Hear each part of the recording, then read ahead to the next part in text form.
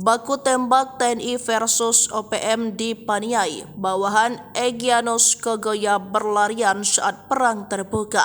Terjadi baku tembak antara TNI dengan sejumlah kelompok yang diduga berasal dari KKB atau OPM. Duel senjata api ini terjadi di Kampung Bibida, Distrik Bibida, Paniai, Papua Tengah, Rabu 1 Mei 2024. Pukul 12 waktu Indonesia bagian timur.